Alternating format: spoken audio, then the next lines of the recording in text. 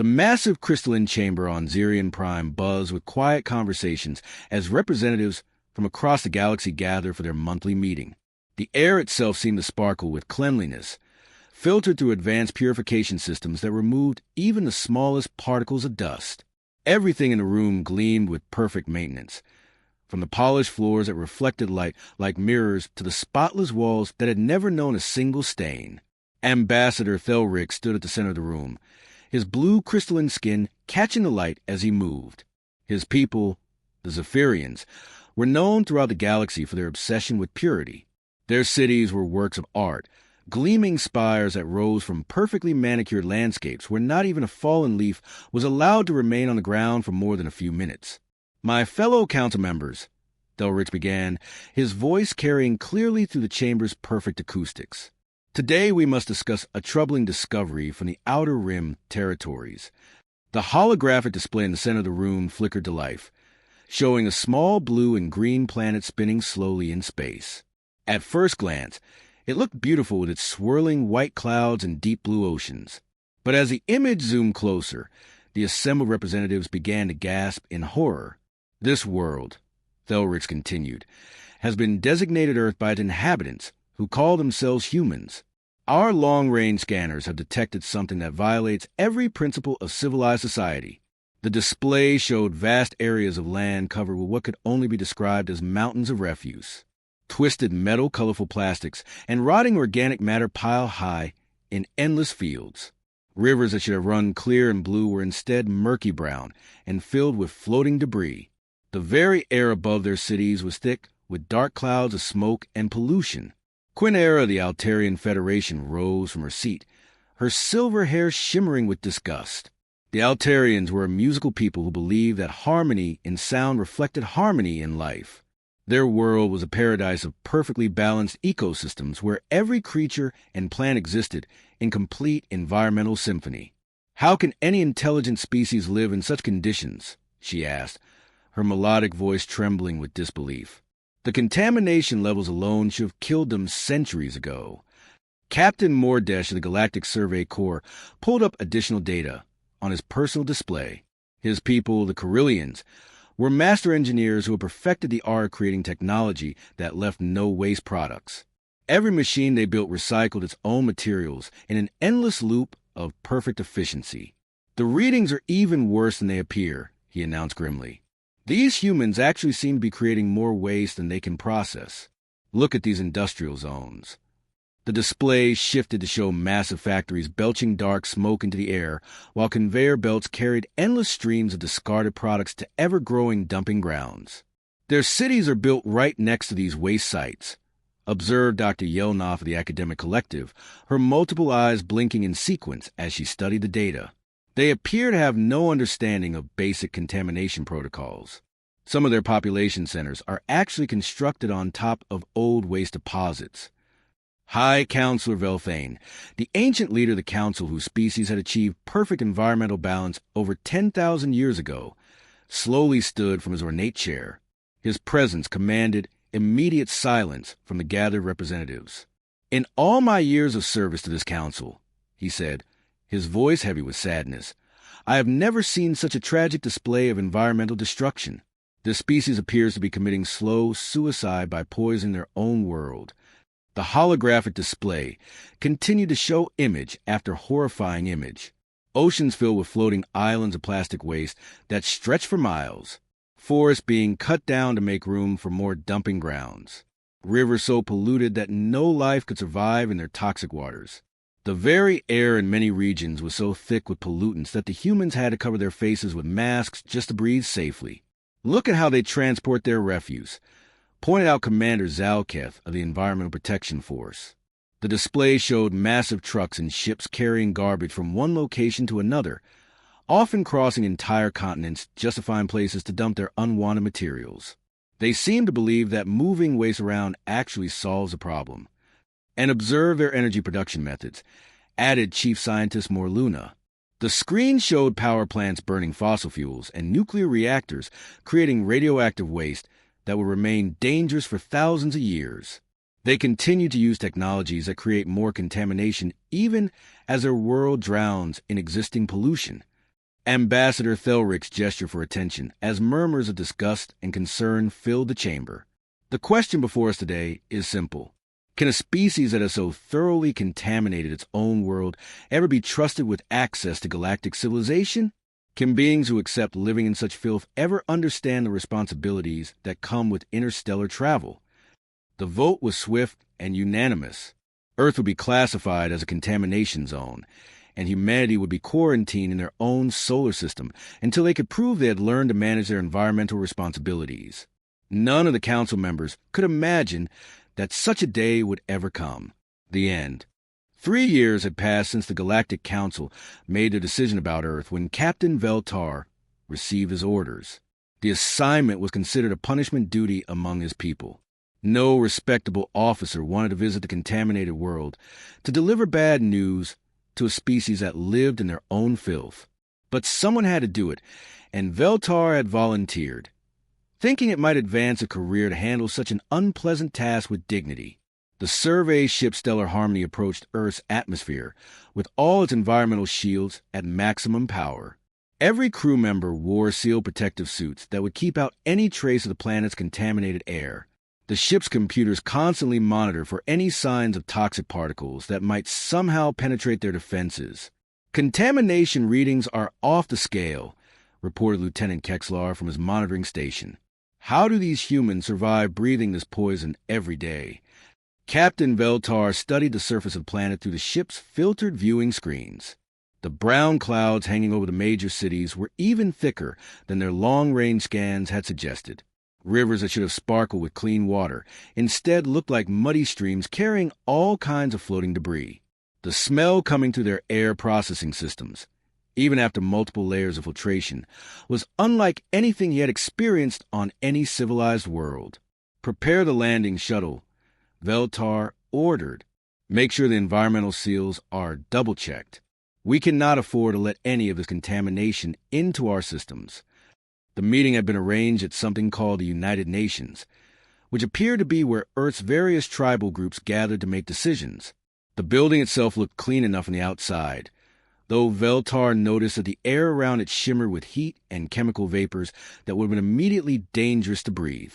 Inside the sealed meeting room, Captain Veltar sat across from the human delegation. He was surprised to see that the humans looked remarkably healthy despite living in such toxic conditions.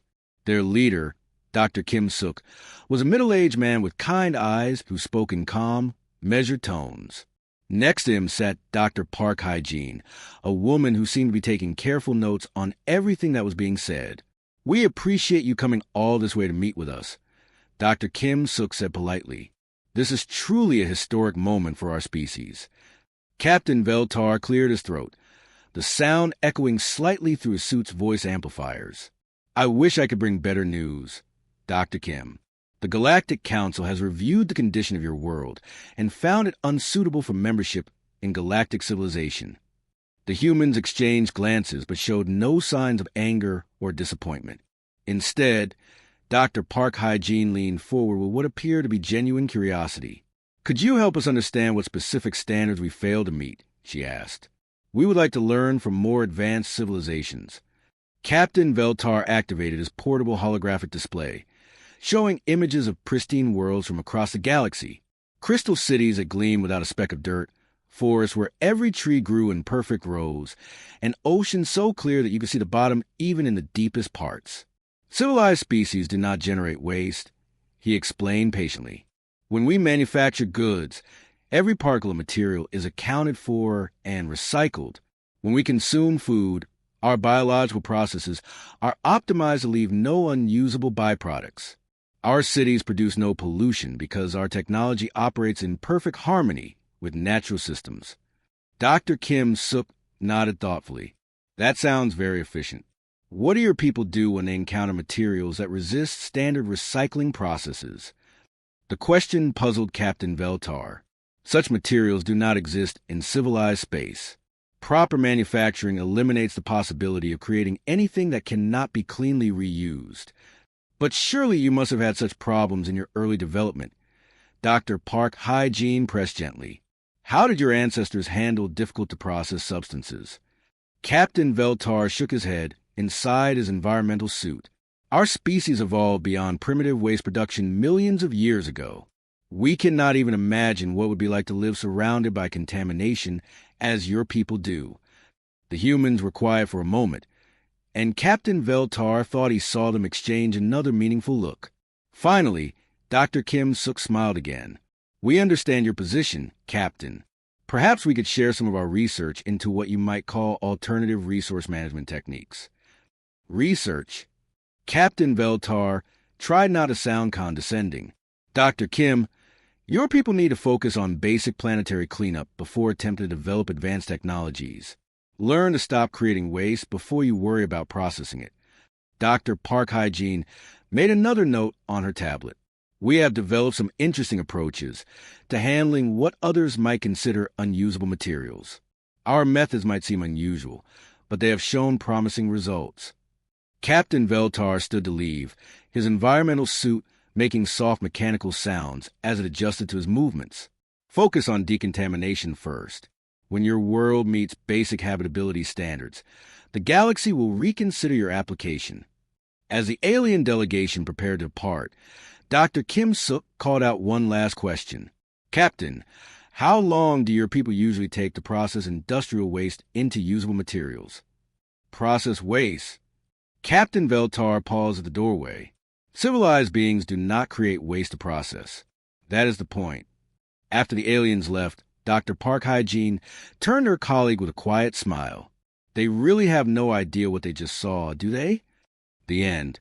5 years passed after the aliens left Earth, and during that time the planet changed in ways that no distant observer could have imagined. From space, Earth still looked like the same polluted world that had disgusted the Galactic Council. The brown clouds still hung over major cities, the rivers still appeared murky, and the great waste sites still dotted the landscape like ugly scars. But appearances could be deceiving. Dr. Lee Min-ho stood in the underground control center beneath what used to be the largest garbage dump in Asia. The facility stretched for miles in every direction, filled with humming machines and busy workers. Massive screens covered the walls, showing data streams from similar facilities around the world. What the aliens had seen as humanity's greatest shame had become the foundation of their greatest achievement.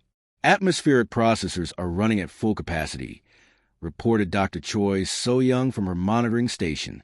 Her fingers danced across holographic controls that would have impressed even galactic engineers. The Seoul facility converted 40,000 tons of air pollution into building materials today alone. Above their heads, towering structures that looked like industrial smokestacks were actually doing the opposite of what they appeared to do. Instead of pumping pollution into the air, they were pulling it out and breaking it down into useful components. The brown clouds that still hung over the cities were not getting worse. They were being systematically consumed by machines that turned smog into the raw materials for construction. Dr. Kong Tae-hyun walked between rows of processing units that looked like giant mechanical stomachs. Inside these machines, plastic waste that had once threatened to choke the oceans was being transformed at the molecular level. The same materials that galactic species considered impossibly difficult to handle were being converted into ultra-strong composites that surpassed anything in known technology. The new composite material is testing at 3 times the strength of galactic standard hull plating, he reported to Dr. Lee Min-ho. And it actually gets stronger when exposed to radiation and contamination. Meanwhile, in floating platforms scattered across the Pacific Ocean, Dr. Yoon Ji-woo supervised teams of marine biologists who had achieved something remarkable. The massive patches of floating plastic that had once been an environmental disaster were now feeding grounds for specially engineered bacteria. These tiny organisms consumed the waste and excreted rare earth elements that were essential for advanced technology. Harvesting is ahead of schedule, Dr. Yoon Ji-woo reported to the Global Communication Network.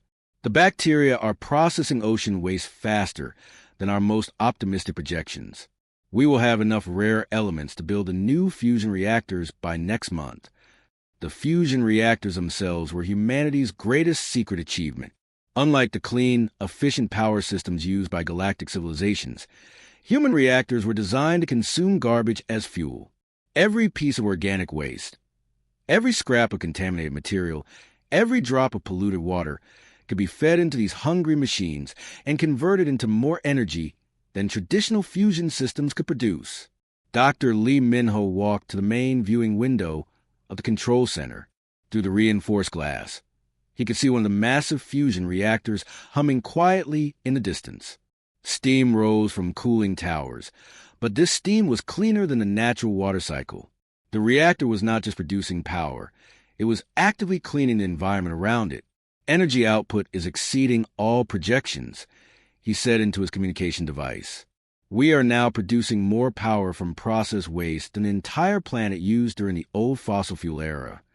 The transformation was happening everywhere, but it was carefully hidden from any observers who might be watching from space. The great garbage dumps still looked like garbage dumps from above, but underneath they had become the most advanced manufacturing centers in known space. The polluted rivers still looked polluted, but the contamination was now being filtered out by systems that turned every toxin into useful chemicals. Dr. Choi So-young pulled up a global status report on her main screen. Green indicators showed successful operations at hundreds of sites around the world.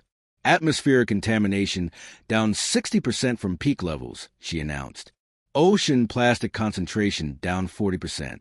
Soil toxin levels dropping in all monitored areas. But the most impressive achievement was not the cleaning of the environment. It was what humanity was building with the materials they recovered. In hidden facilities around the world, engineers were constructing technologies that would have amazed even the most advanced galactic civilizations. Ships that grew stronger in contaminated space. Weapons that used pollution as ammunition. Armor that fed on radiation. The orbital construction facility is ready for Phase 2, reported Dr. Kang Tae-hyun. High above the Earth's surface, hidden among what appeared to be space junk and debris, human engineers were building a shipyard unlike anything the galaxy had ever seen. Every piece of material came from process waste. Every component was designed to function in the harshest, most contaminated environments imaginable. Dr. Lee Minho smiled as he reviewed the progress reports. The aliens had been right about one thing. Humanity was different from other species, but they had been completely wrong about what that difference meant. Humans had not failed to manage waste. They had evolved beyond the very concept of waste. In their hands, there was no such thing as garbage, only resources waiting to be properly used. Keep the camouflage systems active, he ordered. Let them continue to think we are the trash world. When the time comes for them to learn the truth, we will be ready. The end. The alarm system screamed across every civilized world in the galaxy as reports flooded in from the outer territories. Something ancient and terrible had awakened in the dark spaces between the stars. The Korthak swarm, a nightmare from the galaxy's distant past, had returned with a hunger that could consume entire solar systems. Captain Veltar stood on the bridge of his command ship, watching in horror as the holographic displays showed world after world going dark. The Korthak were not like any enemy the galaxy had faced before. They were machines, but not the clean, efficient machines that civilized species built. These were hungry, corrupting things that consumed everything they touched and used the materials to build more themselves. Report from the Altarian Defense Fleet. His communications officer announced with a trembling voice. All 17 ships have gone silent. Last transmission indicated complete systems failure due to contamination. The worst part about fighting the Korthak was not their overwhelming numbers or their self-replicating nature. It was a contamination they spread wherever they went. The machines released metallic spores that infected everything around them, turning pristine technology into twisted, malfunctioning wreckage.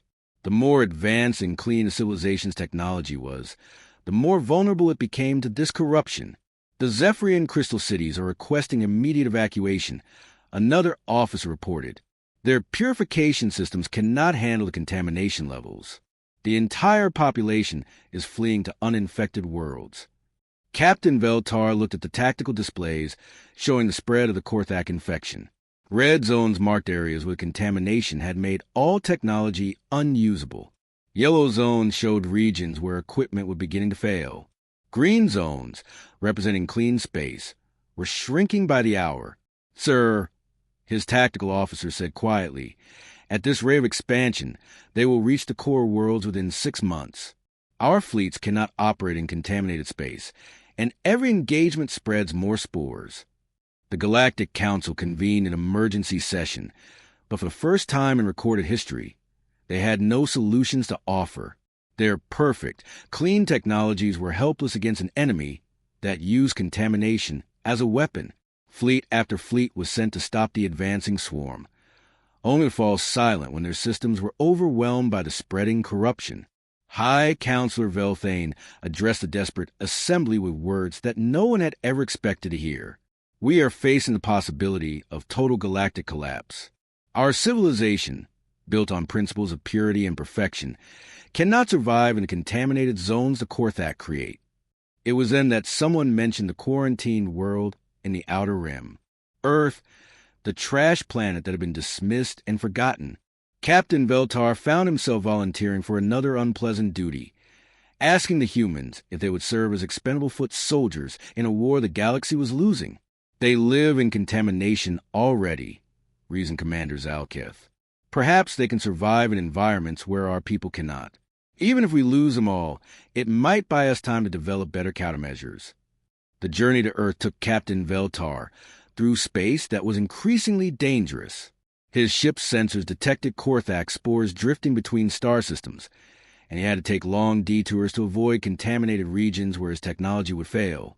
By the time he reached the Sol system, his nerves were stretched to the breaking point, but what he found when he arrived at Earth made no sense. His sensors, which had shown the same polluted wasteland he remembered, instead detected massive orbital installations and what appeared to be an active shipyard. The planet below was still shrouded in the familiar brown clouds, but now there were structures in space that had not been there before. This cannot be correct, his navigation officer muttered, checking and rechecking the sensor readings. The contaminated world is showing signs of advanced orbital construction. Before Captain Veltar could order a deeper scan, his communication system crackled to life.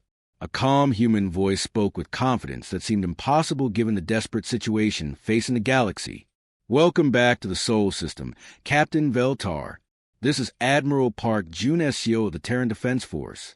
We have been monitoring the Korthak situation, and we're expecting your arrival. Admiral?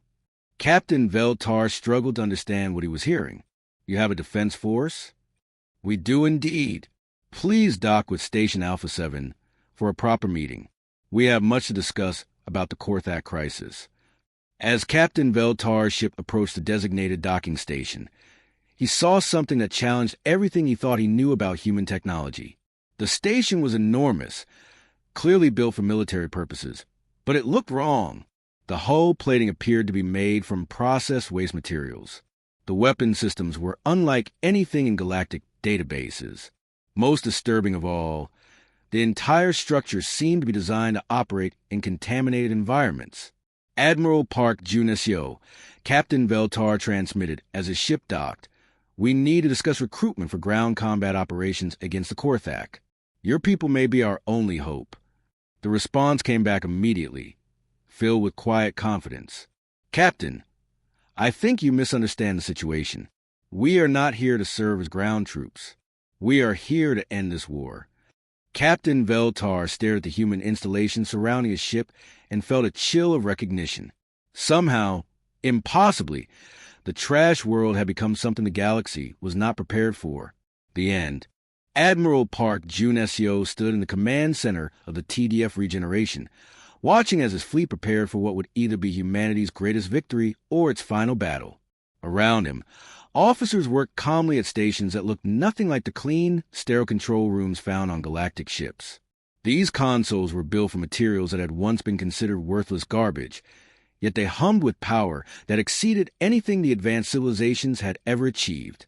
Korthak contamination levels are rising as expected, reported Dr. Shin Un-ji from a monitoring station. Her voice carried excitement rather than fear. Spore density is now at 400% above galactic safety limits. Perfect conditions for our systems to reach maximum efficiency. Through the reinforced viewing windows, Admiral Park Junesio could see the rest of the human fleet taking positions around them. The ships were an impressive sight, but they would have horrified any galactic observer. Their hulls were dark and irregular, built from processed plastic waste, and reinforced with metals recovered from old landfills. They looked more like floating garbage dumps than military vessels, but Admiral Park Junesio knew better than to judge by appearances.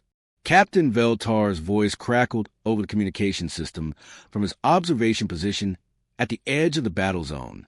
His ship remained safely outside the contamination field that was growing stronger by the minute. Admiral Park Junesio, you must pull your fleet back. The contamination levels will destroy your systems within minutes of contact. Thank you for your concern, Captain. Admiral Park Junesio replied calmly. But contamination is exactly what we need. On the tactical display, the Korthak swarm appeared as a massive red cloud advancing through space. The mechanical entities moved in perfect formation, consuming asteroids and space debris to build more themselves. Behind them, they left a trail of metallic spores that would make the region uninhabitable for any galactic civilization for decades to come. Commander Oh Hyun-woo's voice came through the fleet communication network from his position leading the assault group. First contact in 30 seconds. All weapon systems are charging nicely.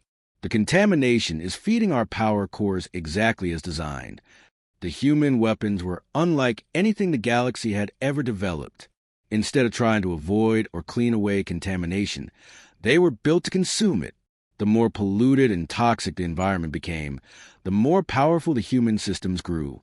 It was a concept so alien to galactic thinking that no civilized species had ever considered it possible. Beginning engagement, announced Commander Oh Hyun-woo as his ships dove directly into the Korthak formation.